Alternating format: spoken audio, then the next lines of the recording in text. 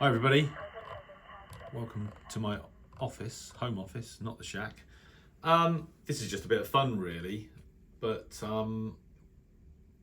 well, some of you have seen the video that I've already posted, just explaining the reasons why I ended up buying another Elad FDM DUO, and obviously it was associated with me trading my original FDM DUO with some another receiver and what have you, for the ICOM ICR 8600. And as you know, I wasn't particularly happy with the ICOM when I first got it, but then managed to figure out how you optimize the sensitivity with the using the RF gain and preamp and all the rest of it. But that got me thinking about the Elad a bit more deeply. Obviously, the original version I had was the 5-watt QRP transceiver. This is the Duo R. I had a look back on my channel. So when you run a YouTube channel, you can sort your videos using a sort of channel management sort of pages. And I was surprised to learn that I actually posted my first video on the Elad FDM DUO on the 1st of January 2016. I knew that I purchased it in the Christmas holidays, between Christmas and New Year, so I obviously purchased it in late December 2015, which means that I've actually had that rig now, or I'd had it over 8.5 years, and I didn't realise. In my head I thought I'd had it like 5 or 6 years. That then got me thinking, well, you know, when was this radio actually introduced? And I looked back and it was announced in the summer of 2014, but it didn't actually get to the market, I think, until sort of October, November 2015. So, which made my purchase in December 2015 essentially an early adopter. So then I looked on YouTube for all the videos that have been posted with Elad FDM DUO in the title, and it turns out that there were only 45 videos featuring that radio in some aspect or other prior to my first video on YouTube, which I published on the 1st of January 2016. So that made me think, well, I've been using this radio basically as long as anybody has. And of those 45 videos, I think more than half of them were posted by one YouTube channel. And I've got no idea whether that guy's still going or not. And then I started thinking about, well, you know, I've used this rig probably almost every day for 8.9 years nearly. I purchased it originally for medium wave DXing, using it with the FDM SW2 software, which I still think is right up there with the very best SDR software. Recorded hundreds of reception videos of transatlantic medium wave DX, North America and South America, and I used it for that, and still do occasionally, but I did that for years. It was the first it was the first transceiver I owned when I got my first ham license, my M6 license in 2017, and I set it up with an inverted L that I'd built, and nobody could hear me. I then spent several months just using it with FT8 and made a lot of FT8 contacts with it, using 5 watts all over Europe, into Russia, west out to Madeira. I've used it on receive only on the DXpeditions, where I've taken it to the woods.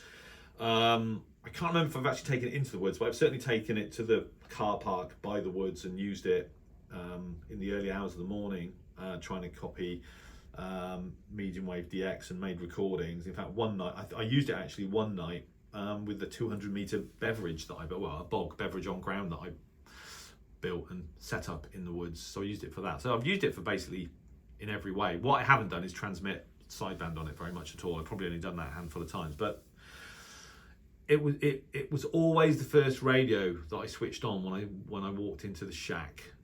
With it connected to the computer, I would use it for checking propagation on the 120 meter and 90 meter broadcast bands in particular. But I just literally would walk into the shack, switch it on, look at the state of the bands, look to see whether there was any broadcast DX. And I did that nearly every day for more than 8.5 years, which then led me to think, well, is there anyone else in the world that has had one of these radios this long and has used it nearly every day as I did? And I think the answer to that question is possibly not. As I said, you know, if you're using a product on YouTube, and when you actually get this project, a new product, and you use it and you upload your first video, it doesn't matter whether it's radio, whatever, and on the whole of YouTube there are only 45 videos been uploaded at that point, and then you've used it almost every day for getting on for 9 years. There can't be many people in the world that have got the same experience as I have in using this radio. You know, I wouldn't be surprised if I am the world's most experienced user of the Elad FDM Duo, and I would be very, very pleased if anybody who comments on this video who's got one of these is prepared to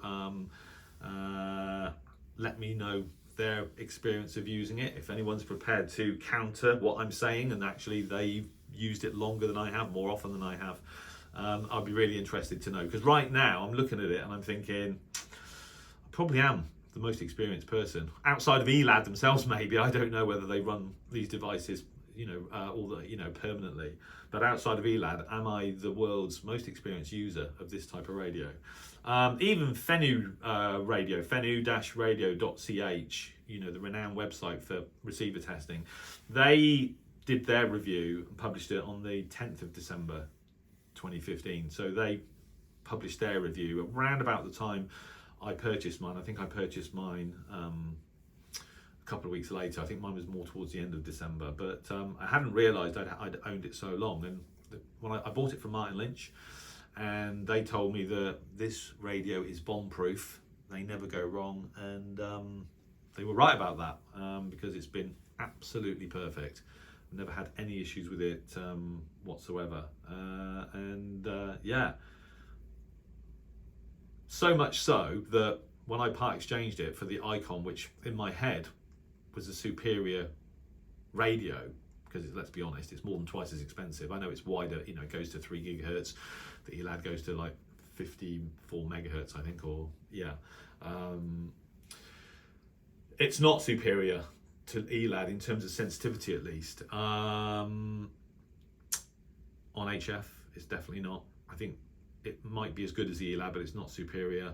I prefer the FDM SW2 software over any flavour of SDR software that I'm using, or I'm going to use with the Icon. I'm using SDR console, which is very good, but I just prefer the Elad software. So, and that's why eventually, well, I say eventually, it took me about a week to realise I can't live my radio life without one of these devices, which is why I bought this one, the receive only version. So yeah.